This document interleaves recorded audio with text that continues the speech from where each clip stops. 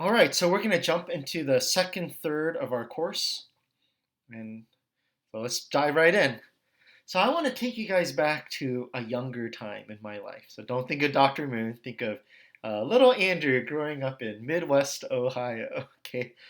And one thing about my childhood is I grew up with an older brother, and we would argue a lot. So, like, a lot. And some of you who have siblings will know what I'm talking about. And the argument could be about anything. Like we play one-on-one basketball. Like who fouled who? Like did he foul me or was it not a foul? Or it might be about like who gets to eat the last piece of chicken, or like who could beat whom, like which superhero could beat which supervillain, and so forth. And one of the things I experienced as we argued was I would have said something, and then he would start talking, and he would just slightly misinterpret it so that he could easily win the argument. Okay, so now when I'm teaching in person, I ask the class like, who's experienced something like this, and many people will raise their hand. Okay, um, so and what I'm saying about my brother, when I'm being honest, I probably did that too, and I'm for sure I did. Okay, um, now, you might say, oh, well, that just happens when we're kids. No, okay, not just when we're kids. It happens among adults too. I remember just watching an art, like two people talking online. This wasn't long ago. And at first they're like talking about the issue, but then they start talking about whether the other person is being dishonest or arguing in good faith. And then it just talks about like why I'm even talking, like you're not worth talking to. The other, well, then why are you still talking with me? Well, then I'm not going to talk with you either. And then, well, fine, I'm leaving. Okay, you should leave. Why are you still talking? I was just like, oh man, this really devolved. Okay, into a downward spiral.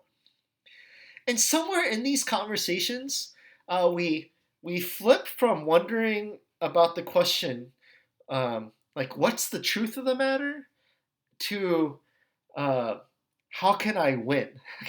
we shifted from, oh, I'm interested in the topic, to how can I win this argument?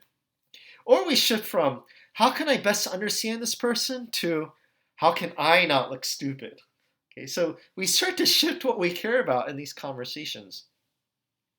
And so the topic for this and the next couple of videos is just, I want us to reflect on this question. What kind of arguer do you want to become?